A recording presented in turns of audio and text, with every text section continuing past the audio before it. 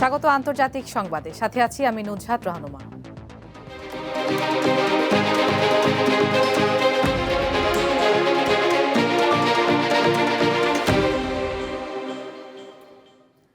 যুক্তরাষ্ট্রে 2028 সালের প্রেসিডেন্ট নির্বাচনে রিপাবলিকান পার্টির প্রার্থী হিসেবে মনোনয়নের জন্য এগিয়ে আছেন ভাইস প্রেসিডেন্ট জেডি ভ্যান্স। দেশটির পররাষ্ট্রমন্ত্রী মার্কো রুবিও তার ঘনিষ্ঠদের এ তথ্য জানিয়েছেন। ভ্যান্স দলটির মনোনয়ন প্রার্থী হলে তিনি তাকে সমর্থন দেবেন বলেও জানিয়েছেন রুবিও। যুক্তরাষ্ট্রের সংবাদপত্র পলিটিকোকে এমনটি জানিয়েছেন প্রশাসনের ঘনিষ্ঠ দুই ব্যক্তি।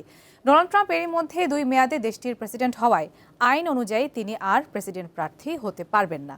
আর তাই প্রেসিডেন্ট ট্রাম্পও তার সবচেয়ে সম্ভাব্য 2 উত্তরসূরি হিসেবে বারবার ভ্যান্স ও রুবিওর নাম নিচ্ছেন। গত সপ্তাহে তিনি বলেছেন এই দুইজনের একসঙ্গে প্রেসিডেন্ট ও ভাইস প্রেসিডেন্ট প্রার্থী হওয়া উচিত।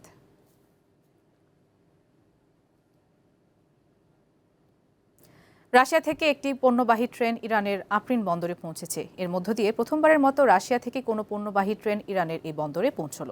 এর মাধ্যমে রেলভিত্তিক লজিস্টিক সক্ষমতা ও আন্তর্জাতিক বাণিজ্য সংযোগে নতুন একটি মাইল ফলক অর্জন করল ইরান। দেশটির আধা সরকারি সংবাদ সংস্থা তাসনিম জানায়, মস্কো থেকে ছেড়ে যাওয়া ট্রেনটি 10 দিন পর শনিবার ইরানে পৌঁছায়। পণ্যবাহী এই ট্রেনে 62টি কন্টেইনার রয়েছে, সেগুলোতে কাগজ, পাল্প ও অন্যান্য পণ্য রয়েছে। ইরান রেলওয়ের বাণিজ্য ও পরিচালনা বিভাগের উপপরিচালক মোর্তেজা জাফরি জানান, বর্তমানে রাশিয়া থেকে গড়ের প্রতি 10 দিন পরপর একটি ট্রেন সেখানে পৌঁছায়। খুব শিগগিরই যাত্রাবিরতি কমিয়ে ট্রেন চলাচলের সংখ্যা বাড়ানোর পরিকল্পনা রয়েছে।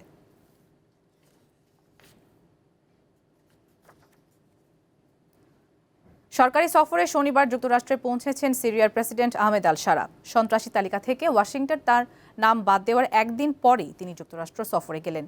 আগামীকাল শারা হোয়াইট হাউসে যুক্তরাষ্ট্রের প্রেসিডেন্ট ডোনাল্ড ট্রাম্পের সঙ্গে বৈঠক করবেন। বিশ্লেষকরা বলছেন, 1946 সালের পর যুক্তরাষ্ট্রের ওয়াশিংটনে কোনো সিরীয় প্রেসিডেন্টের প্রথম সফর এটি। সিরিয়ার একটি কূটনৈতিক সূত্র বার্তা সংস্থা এএফপিকে জানিয়েছে, যুক্তরাষ্ট্র দামেস্কের কাছে একটি সামরিক ঘাঁটি স্থাপনের পরিকল্পনা করছে। এর লক্ষ্য মানবিক সহায়তা সমন্বয় করা এবং সিরিয়া ও ইসরায়েলের মধ্যকার চুক্তির অগ্রগতি পর্যবেক্ষণ করা। গত শুক্রবার যুক্তরাষ্ট্রের সন্ত্রাসী তালিকা থেকে শারার নাম বাদ দেয় ওয়াশিংটন।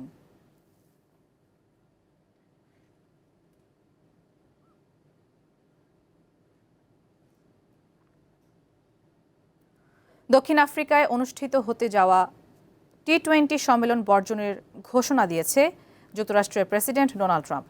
দক্ষিণ আফ্রিকায় শ্বেতাঙ্গদের উপর নিপীড়নের অভিযোগ তুলে এই ঘোষণা দেন তিনি। শুক্রবার সামাজিক যোগাযোগ মাধ্যমে এই তথ্য জানায় ট্রাম্প। পোস্টে তিনি বলেন, জি-20 সম্মেলন দক্ষিণ আফ্রিকায় অনুষ্ঠিত হওয়া একেবারেই লজ্জাজনক। তিনি দাবি করেন, শ্বেতাঙ্গ আফ্রিকানরা হত্যা ও নির্যাতনের শিকার হচ্ছে, তাদের জমি ও খামার অবৈধভাবে দখল করা হচ্ছে। ট্রাম্প বলেন, এই মানবাধিকার লঙ্ঘন অব্যাহত থাকলে যুক্তরাষ্ট্রের কোনো সরকারি কর্মকর্তা এই সম্মেলনে যোগ দেবে না। দক্ষিণ আফ্রিকার পররাষ্ট্র মন্ত্রণালয় বলেছে, শ্বেতাঙ্গ জনগোষ্ঠীর ওপর নিপীড়নের অভিযোগ ভিত্তিহীন।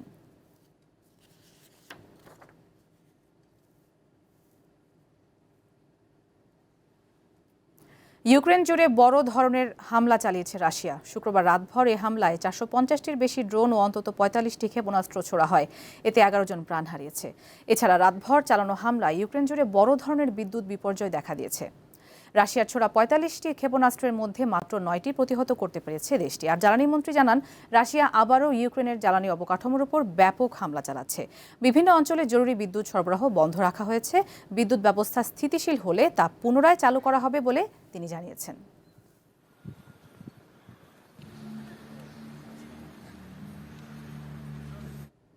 যুক্তরাষ্ট্রে দীর্ঘ শাটডাউন বা সরকারি অচলাবস্থার কারণে টানা দ্বিতীয় দিনেও আকাশপথে ব্যাপক বিশৃঙ্খলা দেখা দিয়েছে। শনিবার একদিনেই 1400টির বেশি ফ্লাইট বাতিল করা হয়েছে। বিবিসি জানায়, শনিবার ওইসব ফ্লাইট বাতিল করা হয়। Flight tracking site FlightAware জানিয়েছে, শনিবার প্রায় 6000 ফ্লাইট বিলম্বিত হয়েছে, যদিও শুক্রবার এই সংখ্যা ছিল 7000-এর বেশি। যুক্তরাষ্ট্রের পরিবহন মন্ত্রী শন ডাফি সতর্ক করেছেন, চলমান সরকারি অচলাবস্থা অব্যাহত থাকলে বিমান চলাচল শতকরা 20% পর্যন্ত কমাতে বাধ্য হতে পারে সরকার। মূলত সরকারি অচলাবস্থার মধ্যে বেতন ছাড়াই কাজ করা বিমান নিয়ন্ত্রকদের মধ্যে ক্লান্তি দেখা দেওয়ায় দেশের সবচেয়ে ব্যস্ত 40টি বিমানবন্দরে ফ্লাইট চলাচল শতকরা 10% পর্যন্ত কমানো হবে বলে চলতি সপ্তাহে জানায় যুক্তরাষ্ট্রের ফেডারেল এভিয়েশন অ্যাডমিনিস্ট্রেশন। ঘূর্ণিঝড় কালমেঘির তাণ্ডবে শত শত মানুষের মৃত্যুর রেশ না কাটতেই ফিলিপাইনের দিকে আবারও ধেয়ে যাচ্ছে টাইফুন ফাং ওং। এরই মধ্যে এটি সুপার টাইফুনে পরিণত হয়েছে। এটি সুপার টাইফুনে পরিণত হওয়ায় ফিলিপাইনের পূর্ব ও উত্তরাঞ্চল থেকে 1 লাখের বেশি মানুষকে সরিয়ে নেওয়া হয়েছে। রোববার দিন শেষে এটি স্থলভাগে আঘাত হানতে পারে বলে আশঙ্কা করা হচ্ছে। এর ফলে প্রবল বৃষ্টিপাত, ঝোড়ো হাওয়া ও জলোচ্ছ্বাসের আশঙ্কা তৈরি হয়েছে। বার্তা সংস্থা রয়টার্স জানায়, ফিলিপাইনের বিভিন্ন অঞ্চলে ঘূর্ণিঝড় সতর্কতা জারি করা হয়েছে। সুপার টাইফুন ফাং ওং বর্তমানে ঘন্টায় 185 কিলোমিটার এবং 231 কিলোমিটার পর্যন্ত ঝোড়ো বাতাস নিয়ে এগোচ্ছে। আবহাওয়া দপ্তরের পূর্বাভাস অনুযায়ী রাতে এটি মধ্য লুজনের অরোরা প্রদেশের স্থলভাগে আঘাত হানতে পারে।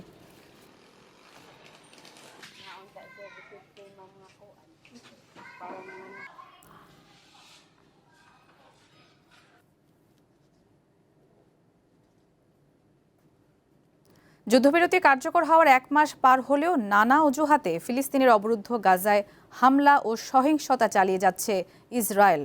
শনিবার গাজা জুড়ে ইসরায়েলি সেনাবাহিনীর হামলায় অন্তত 3 ফিলিস্তিনি নিহত হয়েছেন।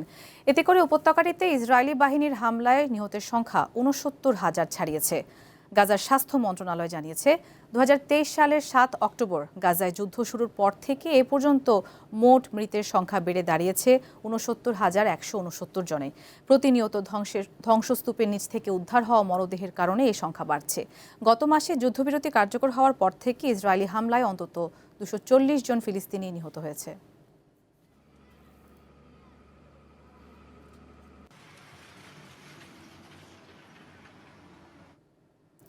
মালয়েশিয়ার কুয়ালালামপুরে আয়োজন করা হয় দেশটির সবচেয়ে বড় বিড়াল প্রদর্শনী এক্সপো কোটিং।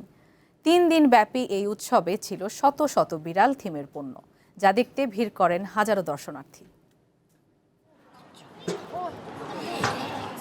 কেউ এসেছেন ফুলের মালা পরে, কেউ এসেছে চশমা চোখে, আবার অনেকে প্রদর্শন করছেন সুঠাম দেহের। এরা সবাই নানা জাতের বিড়াল, তবে তাদের হাবভাব মানুষকে তাক লাগানোর মতো। এক্সপো কুচিং বা মালয়েশিয়া ক্যাট এক্সপো দেশটির সবচেয়ে বড় বিড়াল প্রদর্শনী। এবার 8মবারের মতো বসেছে এই আসর। এতে 3 শতাধিক লোক বিভিন্ন জাতের বিড়াল নিয়ে এসেছে। এছাড়াও 600-র বেশি বিড়াল সম্পর্কিত পণ্য আছে। বিড়ালের গ্রুমিং সামগ্রী থেকে শুরু করে প্রয়োজনীয় ঔষধ, ভেটেরিনারি সেবা, ক্যাট ফার্নিচার ছাড়াও নানা জাতের পুষ্টি সমৃদ্ধ বিড়ালের খাবারও ছিল। আমার বিড়ালটির বয়স 4 বছর। আমরা টানা 7 বার প্রতিযোগিতায় অংশ নিয়ে আসছি। এখানে আসার ফলে আমি ওদের খাদ্যাভ্যাস থেকে শুরু করে স্বাস্থ্য বিষয়ে নানা তথ্য পেয়েছি।